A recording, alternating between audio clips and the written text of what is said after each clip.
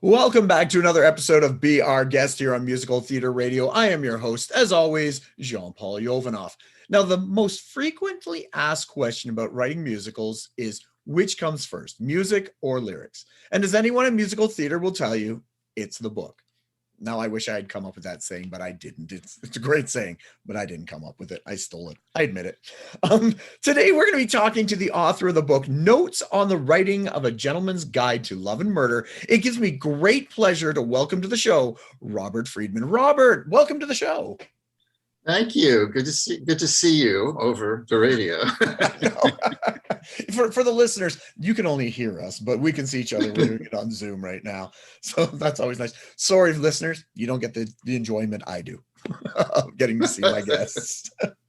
So Robert, I learned a little bit about you, but our guests might not know who you are. So I'd love to get to know Robert in 30 seconds. Give us the Robert bio in 30 seconds. I'm a writer born and raised in Los Angeles, and I went to UCLA as a theater major, and I moved to New York to study dramatic writing and musical theater, where I got an MFA from the Tisch School of the Arts at NYU, and then I had a career in television and film, which I still do, but my dream was to write a musical, and I finally got a musical on Broadway. And it opened in November of 2013. Oh. And it's called A Gentleman's Guide to Love and Murder. Yeah, don't leave us in suspense. What was the show? I don't know if that was 30 seconds or not, but that was perfect. That tells us exactly who you are. Give us a little, and then people will be like, "Ooh, I want more." So that's what it is. It's just a little. Okay. So, now, before we get to the book, I want to find out a little bit how we got to the book, a little bit about you, Robert. When you were growing up, were you always into theater or musical theater, or is that something you discovered a little bit later in life? You know, I was really lucky because my parents took my sister and I to the theater fairly routinely.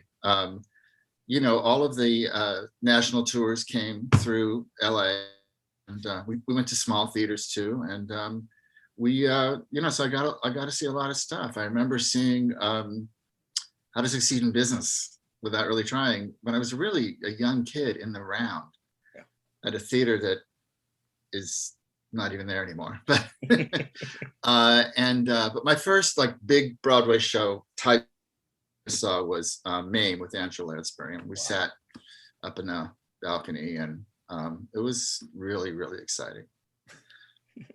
Big fan. So is this something that you when you're going through school, going through elementary school into high school, you went to your guidance counselor and said, "Hey, I'd like to be a book writer or write for TV," No. Or is there something else you wanted to do? Well, I discovered in elementary school at some point that I had a talent for writing. Okay. I had an underground newspaper, and I won an essay contest. You had to write about your favorite president. Mine was FDR. I don't know. I won a Parker pen. Wow. And but so it was kind of encouraging. I guess I kind of knew I wanted to be a writer. And I also had this, I loved movies, I loved television. I just wanted to be in show business. And I didn't, I had done some acting, but amateurish and whatever. I mean, I didn't think that was my entree. And I was really into journalism through junior high and high school. And I actually got a journalism scholarship to USC. And I just had an epiphany. This is not what I want to do for the rest of my life. So long story short, I was an English major at UCLA, and then I became a theater major, and I started writing plays. And at the same time, I was a youth director at a synagogue in LA. And I wrote these parodies for the teenagers to perform. And so I wrote the book and lyrics, and the music was by Richard Rodgers and Cole Porter, Julie Stein and whoever. So no, that was fun. And so I kind of got to exercise my love of musical theater through that. But I think I really wanted to, be the great American playwright or something. And I applied to this graduate program that was just starting at NYU, and dramatic writing program. And I spoke to the chairwoman, and she said, you know, Robert, if you really want to be a writer, you're going to have to come to New York sooner or later. That's really all I needed to hear. I'd also applied to law school and got into law school. So, I mean, I was, you know, I didn't know what I didn't want to be a starving artist, you know? Yeah. So that's why I thought I would go to law school, and I did well on the, what is it? The LSAT, I think it's called, you know? So I don't know. So I moved to New York, and while I was there, they announced they were going to start a musical theater writing program. Yeah. And in the following fall, and that really piqued my interest. So to make a long story short, I ended up getting a double master's in dramatic writing and musical theater. So I wrote plays, and this musical theater program was unbelievable. It's still there, but we were the first year. And we had, our teachers were Leonard Bernstein, Betty Comden and Adolph Green, Arthur Lawrence, you know, it was Julie Stein. And these were all people, and Hal Prince was mentored the whole program, and you know, Stephen Sondheim participated, and you know, these were people who didn't want the art form to die. And there was a BMI workshop, you know, but there was no like place where you could get a master's, you know, I guess. And so that was that's how it started. And it was there were 16 of us in this original group, and one was George Wolfe, who went on to great success and fame, and Winnie Holzman, who wrote the book for Wicked, and a lot of other really talented people. It was, you know, kind of a pinch me time, you know. I was very, very excited, and I learned a lot. What's it like handing your work to Comden and Green, saying, "Hey, what do you think of this? You've already written all this stuff." You know? It was nerve-wracking. I remember the first time I did some song for Julie Stein. Well, initially it was fun, but there was an assignment we got, and had to get up and perform your own stuff. Eventually they brought in actors and, you know, Broadway actors and whatever, but at the beginning you just get up and do your own stuff, sing your own stuff. So he was kind of coaching me on how to perform it. Like I was a little too timid and I needed to give it, you know. And I remember there's one song that he just said was terrible, and you know, I was very discouraged. But by the end of I think it was 8 weeks we had with him, he pulled me aside. He said, "Come up to my office. I think you're really talented. You know, I want to talk to you." So he mentored me for a few years, and that was really interesting and fun. He was quite a character. And Arthur Lawrence was really magnificent as a teacher and as a writer. As most people know who's listening to this, he wrote the books for West Side Story and Gypsy, and he wrote the movies The Way We Were and Turning Point. So he's a great guy. And he was a director also. And but he was really tough. He was really tough on people, but it also made people rise to the occasion. And I just thought he was the bee's knees. Right. And I don't know why I'm saying bee's knees, but you were talking about Bernstein, right? Bernstein was also incredible. He had less time, so we met in a more concentrated way. We met like, I don't know, it seemed like every day for about 3 weeks. And he, you know, he was also just a fascinating man. And he could talk as easily about and as brilliantly about history, art, politics, you name it, as he did about music and theater. And so being with him in those close, you know, in that close room with just, you know, us students and him was really, really intense and fantastic. But also he was quite a character. But you know, that's what made it exciting. I remember when we were all done with our, you know, few week session with him, he invited us all up to his apartment in the Dakota for a party. And he was conducting that night. And then we were supposed to get there, I think at 9 or something. And he strode in about 10 o'clock or 10:30, something like that, after conducting. And, you know, with the cape and the everything, you know, and then he disappeared because he had to change.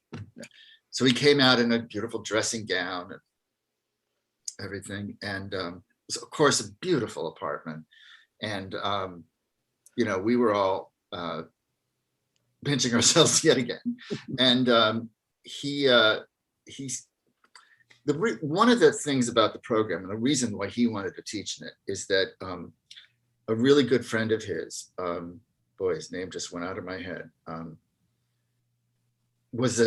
had founded the program, was the dean of the School of the Arts, David Oppenheim, sorry. And they had known each other since they were very young. And David Oppenheim had been a musician, and they had a group of them, you know, with Betty and Adolph and David Oppenheim, and I think he might have been with Judy Holliday at the time. And what they would do is they would play charades. And he somehow in his mind, he wanted to sort of recreate what that was like for him, for us. But they didn't play just ordinary charades like Name of Gone with the Wind, you know, it wasn't like that. It was, you know, everything was so obscure. And, you know, like, you know, French operas that have never been performed and things like that. I mean, you know, and so sometimes you really had to work things out just phonetically, you know. But it was very challenging. He divided us up into groups, and he had one group, which I was not in. So I guess I felt like, well, I'm not his pet. That's okay. And then in the other group, a friend of his, you know, was in charge of that. So, but we won. I don't know how that happened. And he was just furious. I mean, he couldn't believe that the other team won. Stephen Wadsworth, who's a fine director of opera and other things, he was the guy who led the other group. And he had assisted Lenny in teaching us. So that's who it was. So anyway, but it was a wild night. And then he just didn't want the night to end. He was a famous insomniac. Oh, okay. And there were maybe, I don't know, 4 or 5 of us left. And he had us come into his bedroom and sit with him and talk, you know. And if we had stayed till the dawn, I think he would have been very happy. But eventually, you know, we left. And as we're leaving, he gives each one of us, men and women, you know, this mushy kiss. And it was, you know, I can't even describe it, but you know you've been kissed when you've been kissed by Leonard Bernstein at 2 in the morning. So now by this time it's snowing outside, and I leave the Dakota and I make my way to, you know, the subway station on, you know, on 72nd Street towards 72nd and Broadway. Yeah. And the snow is coming down and it's blanketed the sidewalks. And I was all alone, and I'm walking and I'm going, you know, and I'm 23 years old. It's like, I can't believe this is my life. Yeah. How did this become my life? This is unbelievable, you know? So, I mean, like, there are a lot of stories, but it was a really great time. You know, it was a time of also sort of great anxiety and pressure too, because I think, you know, all of us sort of wanted to be Stephen Sondheim, I suppose. And, you know, and I remember John Bayliss, this wonderful composer and pianist who was working with, we were mentored privately by Betty Comden and Adolph Green. I mean, through the program, but, you know, just us. So we were at Betty's townhouse on the east side, Upper East Side, just her and Adolph, John and myself. And we'd been working on something, and it didn't feel right to me. It just felt like, I don't know, I wasn't happy with what it was. And I expressed the anxiety that I think all of us felt, which is the pressure to do something new, to do something different, to express whoever we were in a way that was unique. And I felt like what I was working on was this wasn't fresh, it wasn't new, whatever. And Betty Comden said, good is always new. And the clouds parted for me. I just felt free to write what I wanted to write and not worry about, you know, if it was breaking ground or the ultimate expression of myself, you know, or something like that. You know, I just had to do it. And I still remember that advice to this day, because it's simple but profound.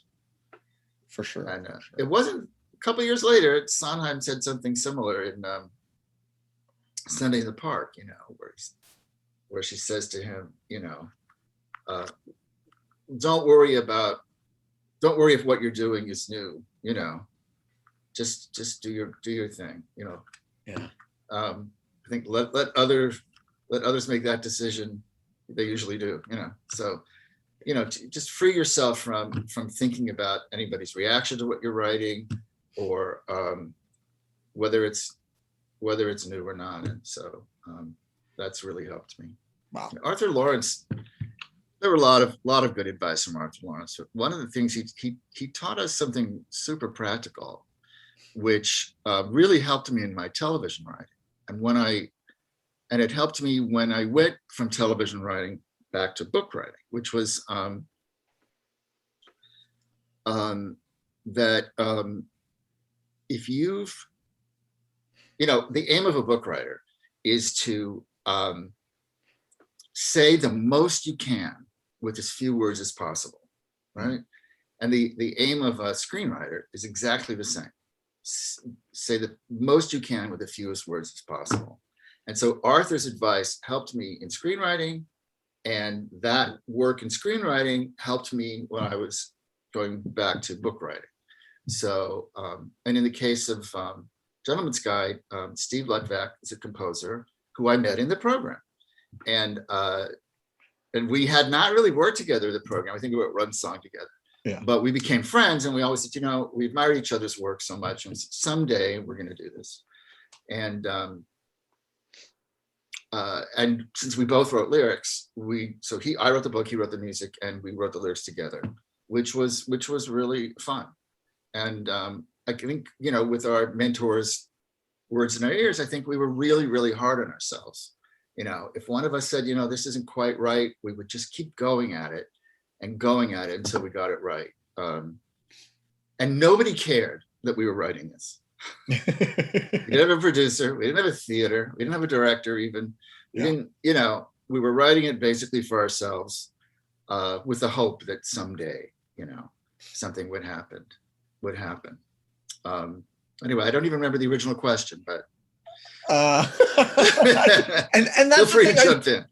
I don't mind going off on tangents because so much stuff came out in the last 5 minutes of your experiences. And I think and you can say if I'm right or wrong, as a book writer, because I love writing book more than I do lyrics or music. It's the unsung trio of the three major parts of a musical. Yeah. And just your experiences as a book writer. I think the more experiences you have, you know, fun, crazy, terrible, good, the more knowledge you have makes, I think, you a better book writer in general, because then you can flesh out these characters and that you've created so much better. So I love the stories and wherever we went on this tangent. So this reminded me of something else that Arthur said, which just now went out of my head. It'll come back to me. Oh no, I know what it was. He said, if you want to be famous, don't become a book writer for musicals. Yeah. And that was helpful too. And it's you know, been borne out, but not in a bad way. I mean, you know, it's humbling in a good way. No, because I think, and one of the reasons why I enjoyed writing the book is I felt it was an opportunity for me to let people know what a book writer does, because I don't think people really understand it. And the same goes with screenwriting for that matter. But in book writing especially, because when you think of a musical, you think of the songs and you think, oh, the book writer, oh, he's the guy who writes the dialogue. Yeah. or woman who writes the dialogue. And it's just so much, as you know, so there's so much more to it. And you know, it's the whole story and the structure of it, and creating the characters. And the reason I like lyric writing with book writing is that my work doesn't have to stop when the song starts. Mm-hmm. I'm still doing the scene. Yeah. And I love that. And also, and this, you don't have to be a lyric writer to be doing this, but another thing Arthur Lawrence used to say all the time is, you know, it's all about the weaving. So many of the numbers in Gentleman's Guide have dialogue woven in. You know, most of it didn't end up on the CD, but you know, when you actually do the show and see the show, it sort of weaves in and out at times. And so I don't know, it's very satisfying. It's very, very satisfying for me. Yeah. I think the greatest compliment somebody gave me, I wrote the book to something, it was before they did the lyrics and all that stuff. I wrote it and he read it and went, I see the song here. And there's a song there. And I went, that's right. Well, yeah, of course. As a book writer, you go, yeah, of course. That's the best way to write it. Right. And I think a lot of musicals have been written that way, where, the book writer goes off and writes the book, if you will, and indicates where he thinks or she thinks that it's a good place for a song, or, and then, good songwriters will take those moments and they'll steal from them, and so and sometimes when things are so effective in dialogue, they stay that way. They don't write a song out, but the whole, as the whole idea should be, I think, to where characters, it's mere speech isn't enough. The emotions are at such a point that they have to sing. That said, there are other kinds of songs that aren't necessarily, once you establish that, suspend your disbelief that people break out in song.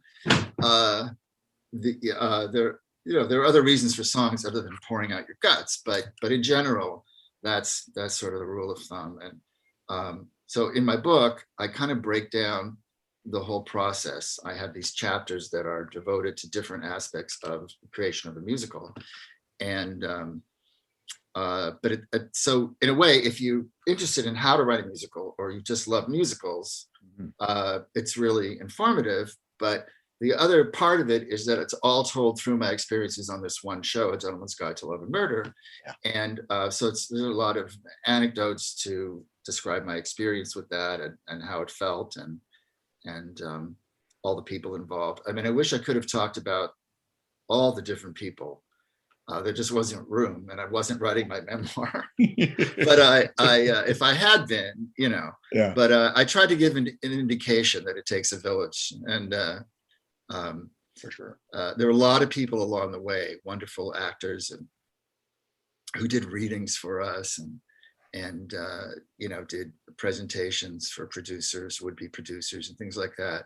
Over a period, it took 10 years from the time we got the rights to, that's a long story how that happened, but it took 10 years. And so there were a lot of people along the way who really helped us. And we were lucky in a certain way, because sort of right out of the gate, we won the Kleban Award for writing, and we won the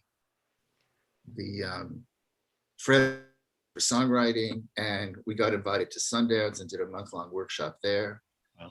And so we got encouragement, and I think the thing that helped us stick it out for 10 years, through a lot of ups and downs and sideways, it was kind of a roller coaster, because at any moment it looked like it was never going to happen, was for some crazy reason, we just believed in what we were doing so much, and we both thought, that each of us, that was, maybe our best work, and we weren't kids anymore, so I think we had a certain confidence in the work, not necessarily confidence that it would definitely get to Broadway or anything, because that's like a 1,000,000 to 1 shot.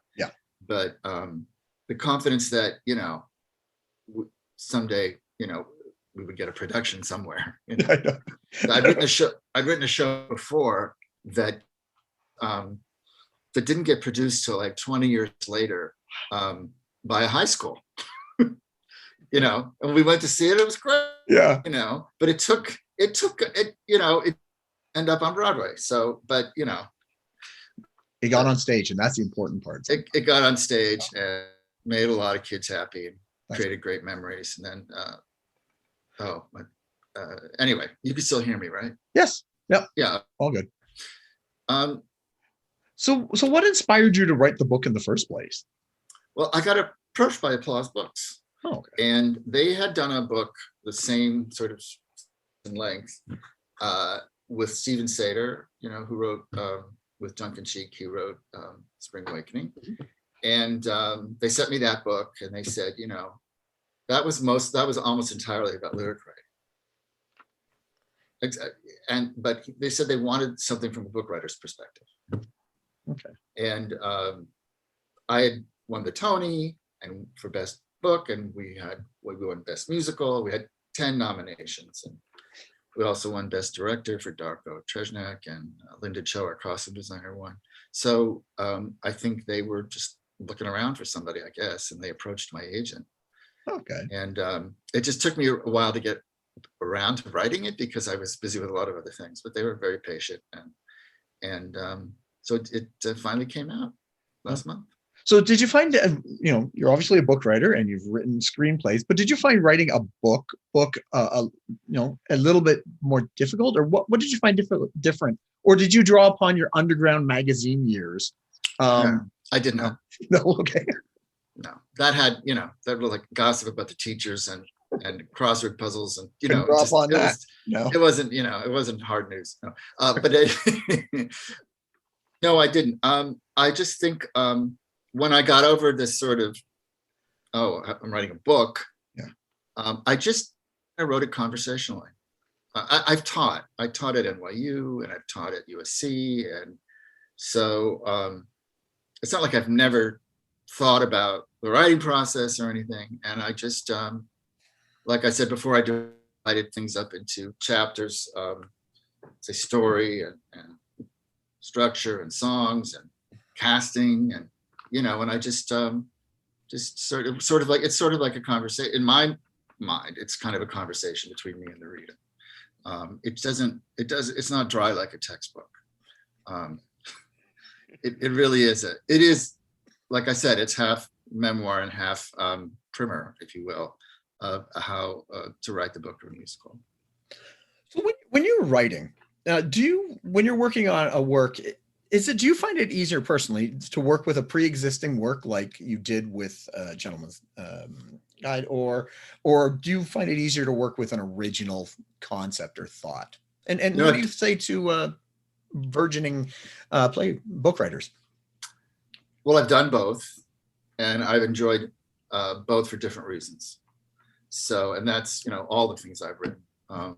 Some are adaptations and some are original, and many television movies I wrote were based on a true story. So then you do a lot of research and you interview people, and that's kind of close to journalism I used to be into. Yeah. So I really got a kick out of that, I basically went around the country and interviewed people, had them tell me their stories, and for different topics and situations and stuff. So I don't think you approach it differently, but the thing about adaptation, and I write about this in the book too, is that you absolutely have to make it your own. Mm-hmm. You can't take a well-known story or even an unknown story and put it on stage just the way it is in the book. It won't work. Yeah. And you have to be, of course, depending on the relative, fame of the work that you're adapting, you might feel pressure to be faithful, or the audience might come in with certain expectation. I mean, we all know there's been many, many musicals based on films and famous books, and they kind of have a built-in audience of people who are coming to relive that experience, at least some people. And but you cannot keep that in the forefront of your mind, being faithful. You want to be faithful to, in the sense that I'll tell you a story. I wrote a film that was a true story about some people, and it took place in the 40s and 50s. And there was a screening before it aired, and the woman who was the main character in the book, who's now in her 80s, and she came with her daughter, and they said to me afterwards, they said, not everything was factual, but all of it was true. And I think you can apply that to an adaptation. Not everything is faithful, but if you capture the essence of the story, anytime you're adapting from one medium to another, it has to change by virtue of the kind of medium it is. A novel could be completely interior, or it could take place over hundreds of years, or it could, there's so many things, and you have to decide what to keep, what not to keep, and just be really open to what you bring to it, where that leads you. I mean, the novel that the Gentleman's Guide is based on is called Israel Rank, the Autobiography of a Criminal. It was written in 1907. And it was made into a film called Kind Hearts and Coronets in 1949, but we started off with the rights to the film, and then that changed, and we just based it on the book. And the book and the film, for that matter, were just very, very different than what the musical ended up being, and yet very similar in a certain way. The musical is a real musical comedy, and it's got farce, and it's got, a lot. It's just a lot of fun. Where the book is droll, but rather dark, and the movie is not as dark as the book, but it's very reserved. I mean, it's a wonderful movie. I nothing to knock it. Yeah. But the show is different, and one of the things that we were able to do, because it took so long to get produced.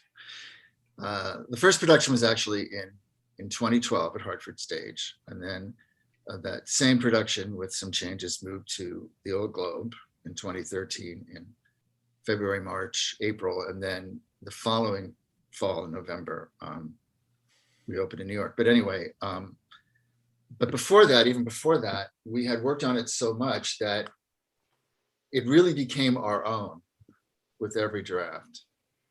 And it also became, writing is really rewriting. The first draft is just what starts you off. Yeah. And that's why I always tell myself, don't put too much pressure on yourself. That's why they call it a first draft. It's just a first draft. Yeah. But of course you do, but whatever. But then, you continue to work on it, and then you bring in actors, and that really helps, and a director, and it starts to really gel. And we were very lucky, so that by the time we got to Broadway, there were very, very few changes. Wow. That we had to make in rehearsal or previews or anything like that. I talk about it in the book. We changed the opening for Broadway, and then we went back to the original opening. Oh, wow. Yeah. Not the original, but the opening that we had when we were playing in Hartford and San Diego. And anyway, yeah, we weren't telling the audience in this new opening that was a lot splashier than the one that we had. Our producer, Joy Parnes, great producer, he thought the show should start with more of a wow. Yeah. And so we wrote a new opening, and it was more of a wow, but it was so dark. We thought darkly funny, but the audience hadn't seen the show yet. Yeah. So it didn't tell them they were seeing a comedy. It looked like it was going to be a horror show, and we realized that we had made a mistake, and we went back to the other opening we have, which is, very simple and direct. It's called A Warning to the Audience, which is, what you're about to see is, yeah, really something you may not have the, yeah. Blood may spill, so leave now before it gets started. It's basic. So, it's funny, it's tongue in cheek, for God's sake, go is how it ends. So spines may,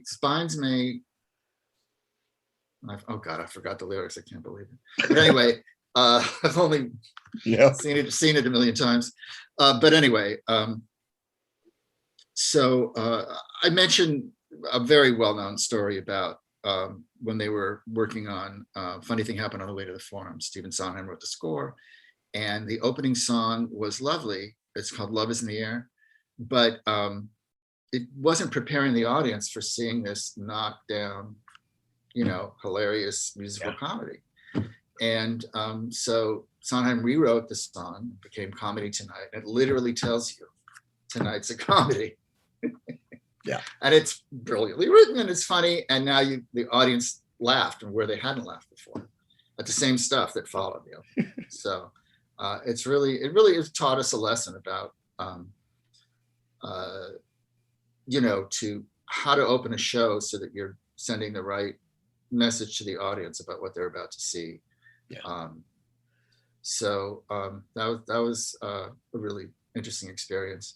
We also were trying, this is kind of funny, I don't think I put this in the book. We were trying to do a kind of splashy finale, a curtain call, I should say, really. Mm-hmm. So because Jefferson Mays, the actor who played the lead, was playing 8 different characters. And involved, some of them were lightning quick costume changes. I think the shortest one was about 16 seconds. Oh, wow. And just being backstage during our production was like, a show in its own.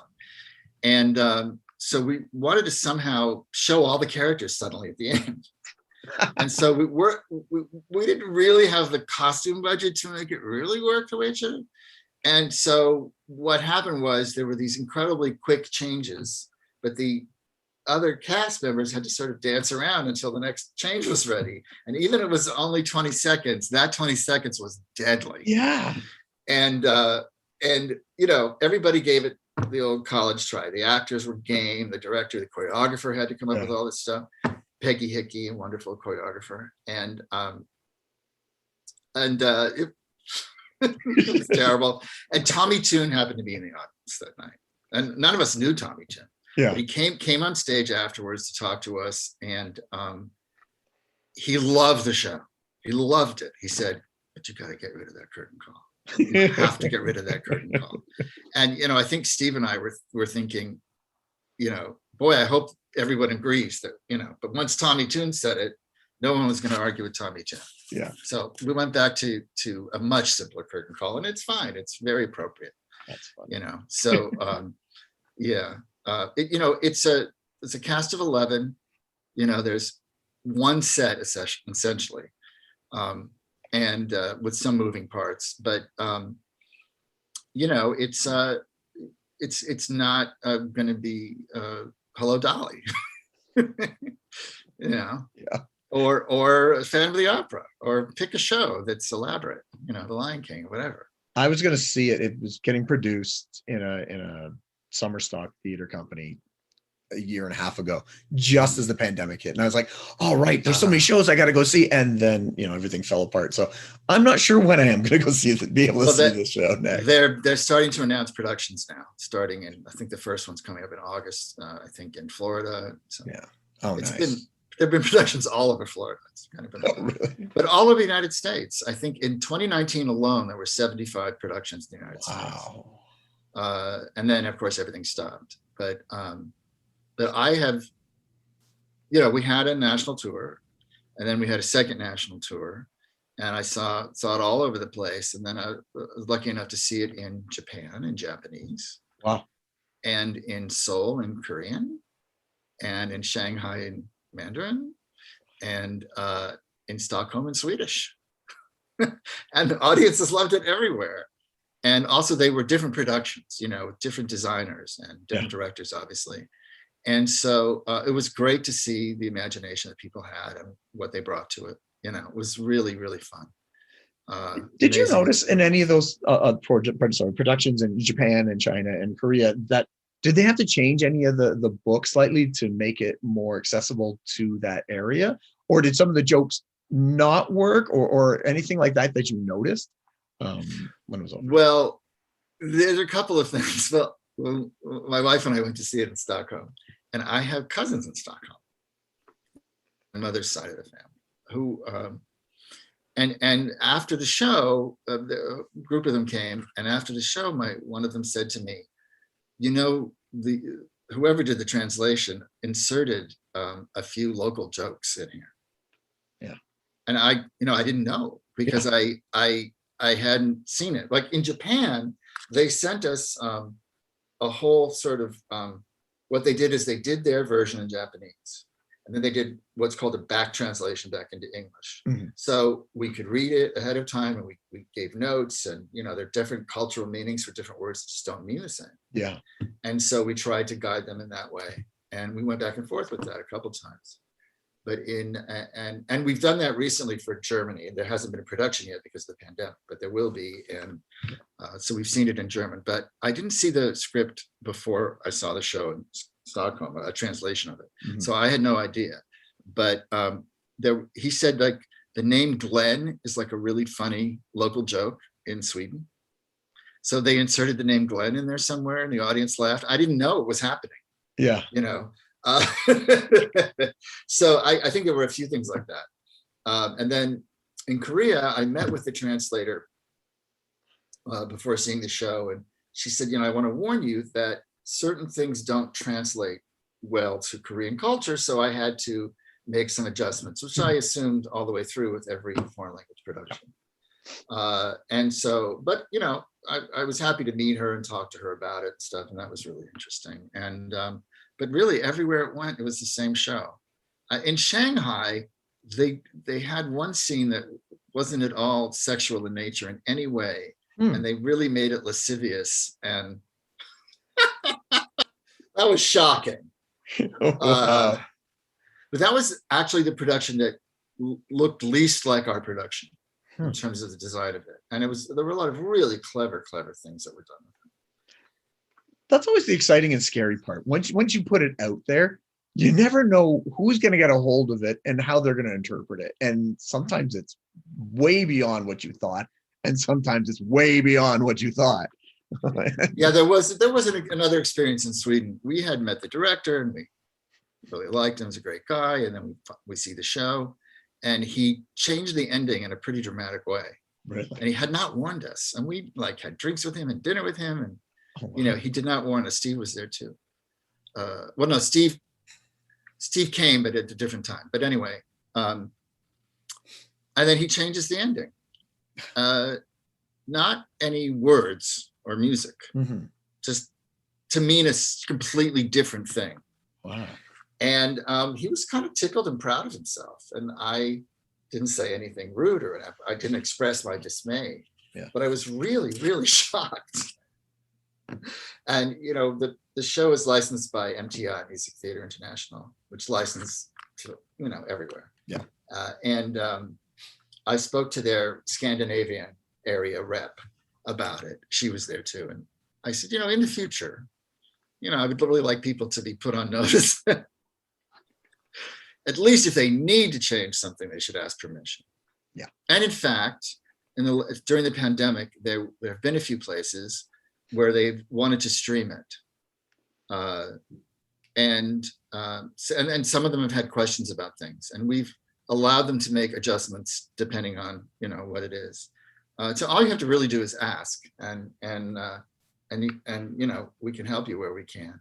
Okay. And there's one coming up in July. I don't remember the exact date, but it's an Asian American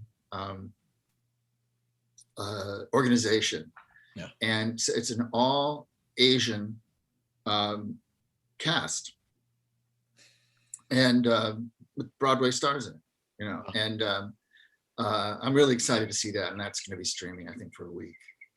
And it's a fundraiser for you know, a fundraiser for you know, against discrimination of Asians, Asian Americans, Asian Canadians, or whatever. Yeah. So and they needed to do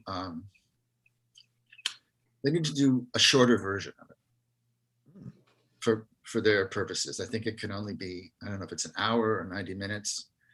I don't know what it was, but they needed to make some cuts. And Steve and I had looked at it. We had to determine whether we were okay with that. Yeah. And we decided it's a fundraiser and it's for a really good cause. And it's not a definitive production of the show. And we said, sure, go ahead. Wow. So I'm really looking forward to seeing that. It'll be fun. Nice. You know, casting the show brought up a lot of interesting issues in terms of diversity, because the whole show is about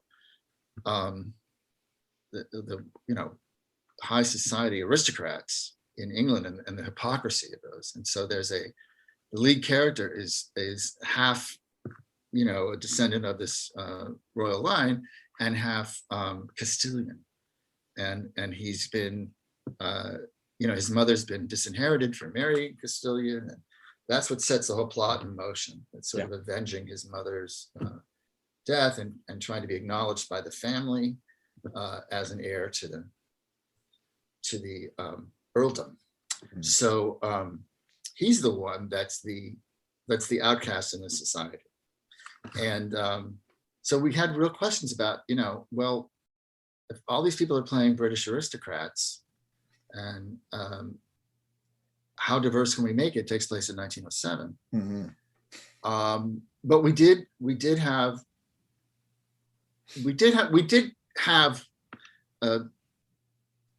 people of color audition and audition for the tours and stuff like that. And it was let me just say, if I were doing it now, I don't think I would care as much. But at the time, I think I had this idea that the first production of it, especially, should be the imprint. Then later, like, if you want to do Hello Dolly and My Fair Lady with people of color, great. But in fact, that isn't great, because I think what people are saying now is, and I by no means a spokesman for anybody, mm-hmm. But they're saying they want to see characters that were meant to be people of color, not characters that are usually white but are played by people of color. They want roles created for people of color, written by people of color, etc. So, and I think all of that's fantastic. But it was an interesting discussion we had at the time. Wow. And with another show that I've written, we also had talks with the casting director about how best to make the cast diverse and stay true to the story and all that kind of stuff. And I think that's a conversation that's happening absolutely everywhere now. Yeah. Absolutely everywhere. And I've noticed that certain shows that are in development have made their casts more diverse than they originally intended, their characters, I should say, more diverse, and have brought in writers of color, some of them, to join the original creators to ensure that there's an authenticity, I think, and a real voice for those characters. So it's a very interesting time. Yeah, we're living in everything that's going on, not just pandemic, but everything else that's going on in the society. Everything's changing, right? And that's a good thing. It's a very good thing, and it's a long time coming. But it is different now, because you really have to think about who's doing the storytelling, not just who's acting in it. Who's creating these characters, and what do these characters represent? So I think everybody is trying to find their way. Yeah. And so lessons are learned, and for sure.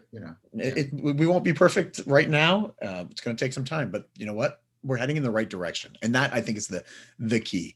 We're going to make mistakes, but you know what? We're going to learn from these mistakes, and now we're going to keep going and go in the right direction. And if it took George Floyd to open people's eyes, then not that's worth it, but I just mean that it had to take something to shake people up enough, for sure, to really pay attention.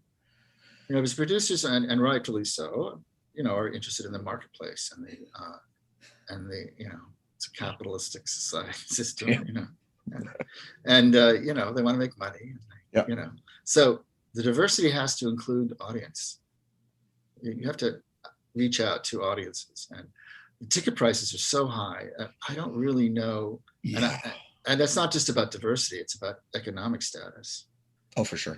And so I don't know how to make Broadway or off Broadway or any theater really more diverse without reaching out more to potential audiences that maybe haven't grown up going to the theater. We're lucky enough, like my sister and myself, to have our parents take us and things like that.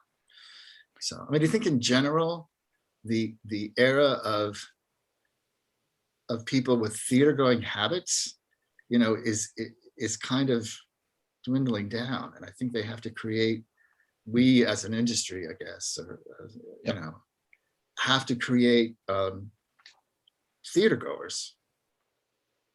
We have to create a love for theater, because it's too easy to sit on your couch, especially now. Yes, it Especially is. now when we couldn't go out. So I'm hoping that people will come back in droves and fill the theaters again. But even that's, I hate to be a producer right now, because you have to make it safe, and you have to make it safe for the actors too, of course. Yeah. And you have to encourage people to re-enter the theater.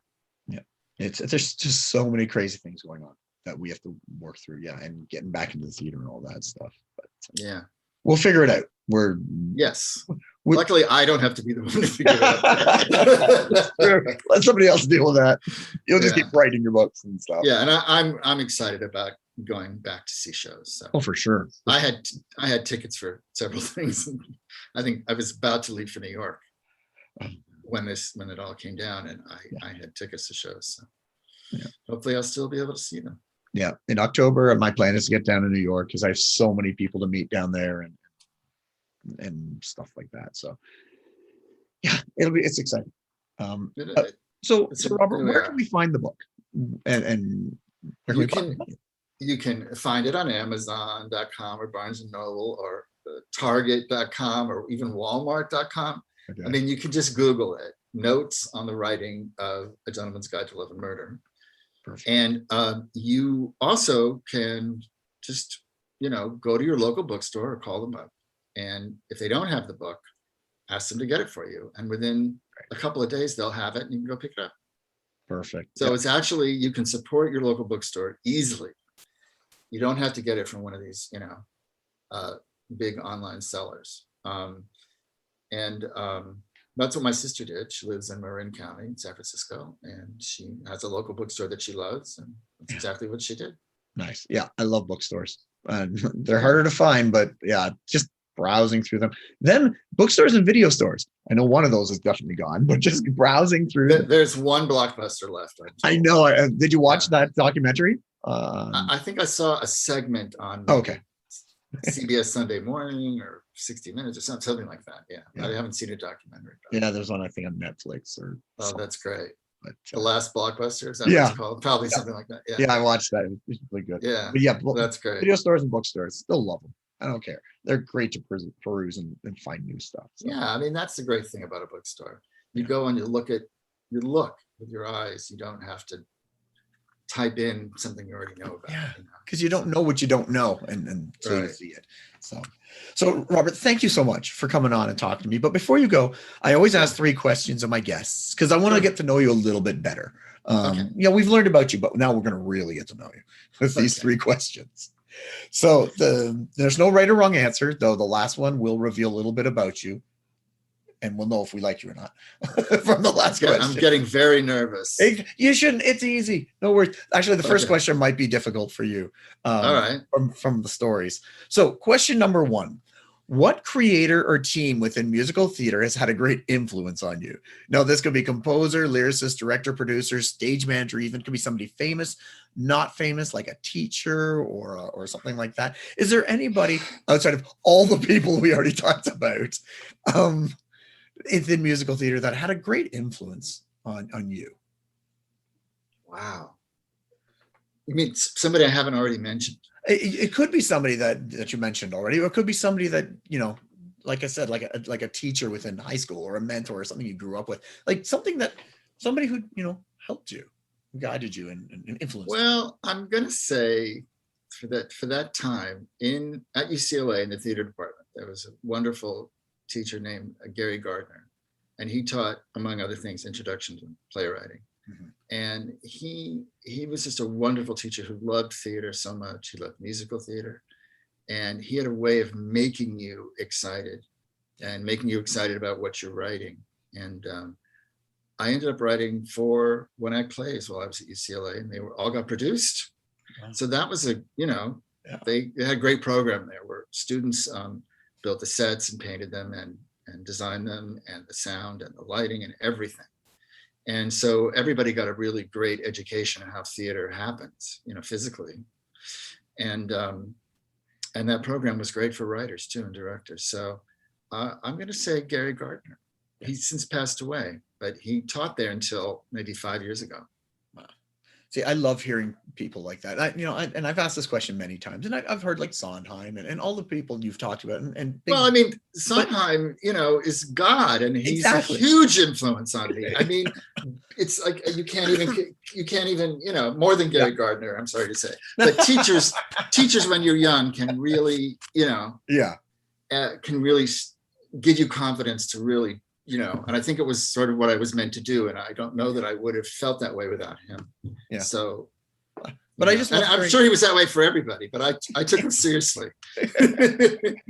But I love hearing the people that no one will know except for that small few that did have that influence, because there are so many unsung heroes out there. Well, if you ask anybody who was in the UCLA theater department for a 30-year period, they all knew him. He was charismatic. That's awesome. Yeah. Well, one correct answer so far. Okay, thank you. Good answer. All right. I know. See, and you had so many influences. I thought, oh, God, this is going to be hard, but that's okay. So, question number 2: what was the first thought that went through your head when you heard "and the Tony goes to Robert Freedman"? What was the very first thought? Oh my God, I don't know if you think anything. Here's what my first thought was: they told us that you had 90 seconds from the time your name was called to the end of your speech. That's it? So I had to run up the aisle, go up the steps, and make my speech. So, obviously I was elated. I was on a cloud. And my wife and my son were sobbing, and it was crazy.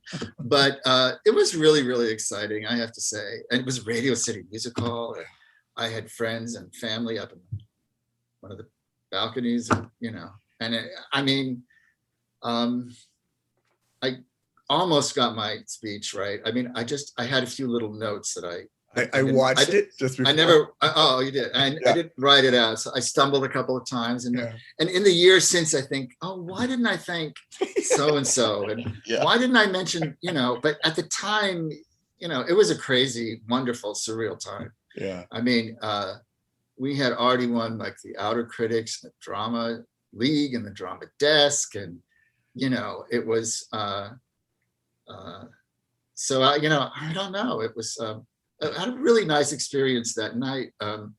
Before we were getting started, we were sitting my wife and my son and I were sitting right in front of Doug McGrath and his wife and son, and he was nominated for Beautiful, wonderful book. He's a wonderful writer and director. And he introduced himself and he said, just wanted to say hi and good luck. And it was so nice. And I've never forgotten that.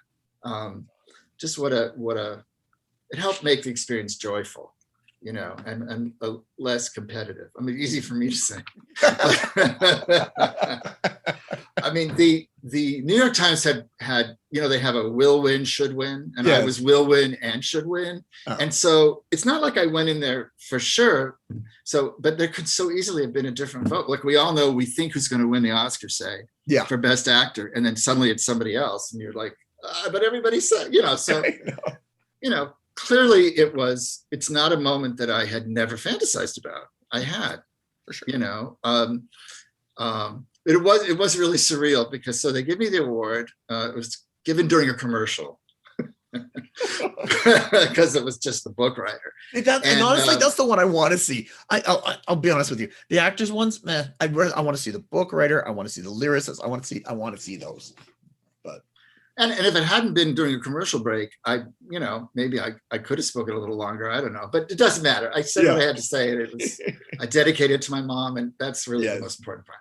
So I was Karen Ziemba and Billy Porter gave me the award, and then they pointed me out toward the wings, and right there in the wings, right in front of me, there isn't like as much wing space as you'd think. Like they were right behind the curtain. Yeah.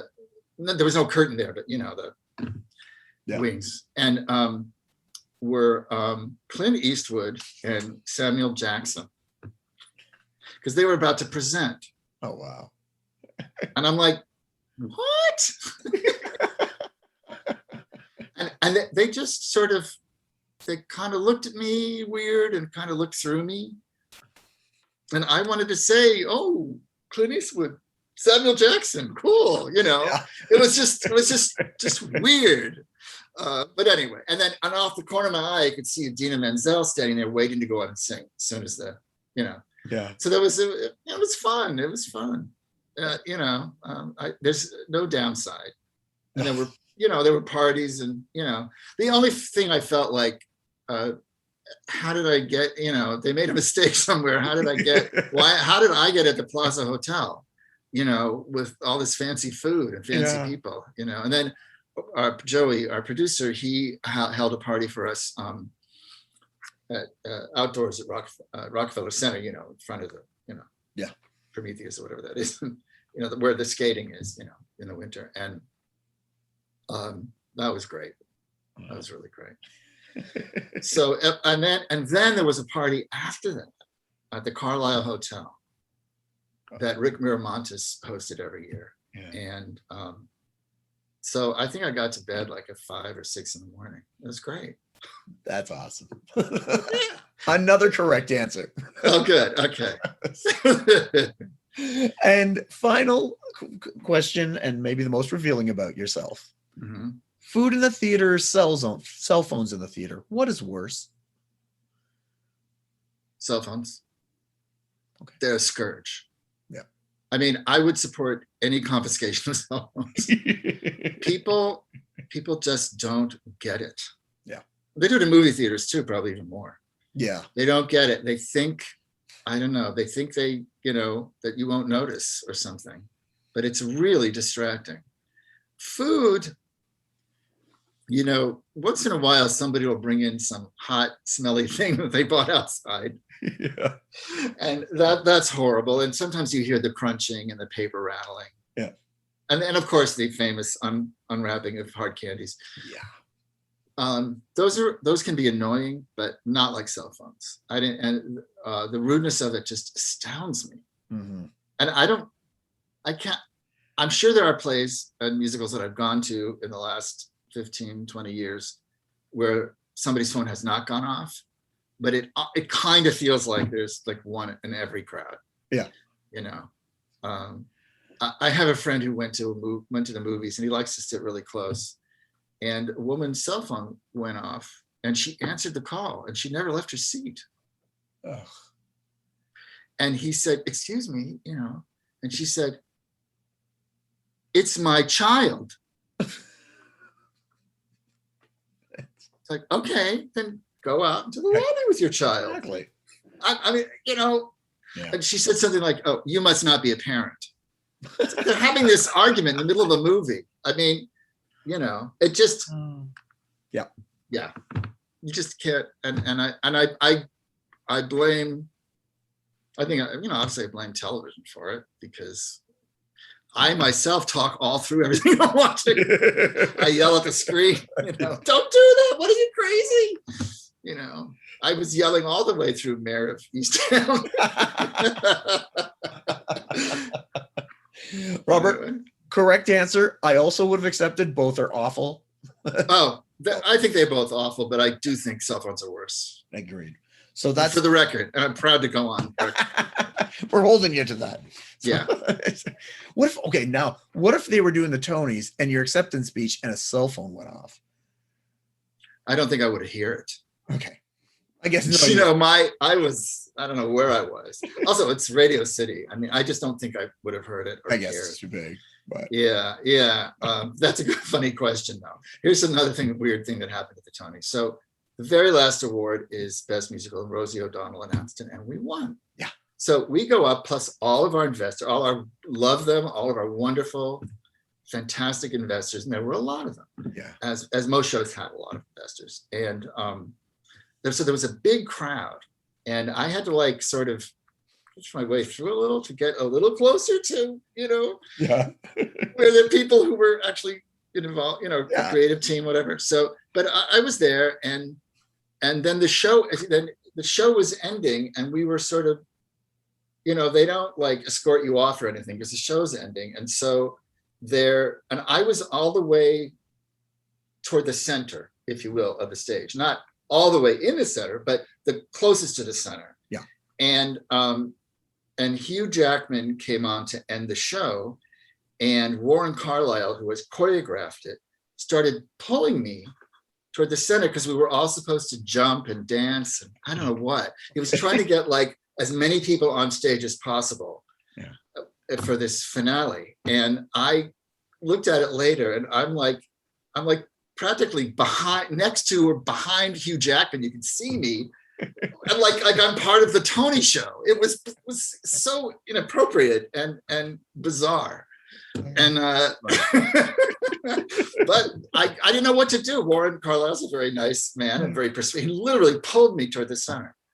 And anyway, so you've got memories to last a lifetime. Like, and I make new ones every day. Like exactly. I just met you.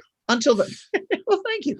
I'm pretty sure if you rank it, I'm not as high as the Tonys, but I thank you for at least putting me in the same conversation. A close writer friend of mine came over for the first time I'd seen her in a long time, obviously. And we were sitting not far from where the Tony is on the shelf. And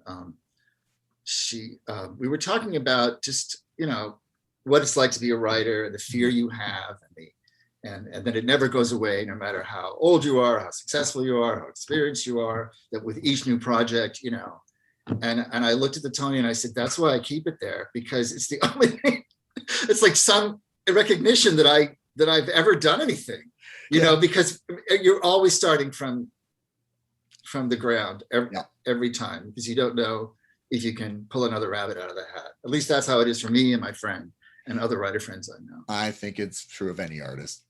It's just once you start again, blank canvas. You have to start again. So and as I said, I was not young when I won it, so that's actually a really good thing. I think. Yeah. Well, congratulations on all your accolades, your Thank you. Awards, the book, which we promote all the time on our social media. Great. Thank you. So, thank you. Because we want people to thank you. This. Yeah, I've gotten really great reaction from people, so I'm very pleased with that. That's fantastic. Well, again, thank you, Robert, for coming on the show. And my pleasure. My pleasure. Great to meet you. All right. We were just speaking with Robert Freedman, who wrote the author of Notes on the Writing of a Gentleman's Guide to Murder. Tune in next week as we'll speak with a new guest or guests about their life, love, and passion that is musical theater. I am your host, as always, Jean-Paul Jovanoff. And until next time, I'll see you when I see you.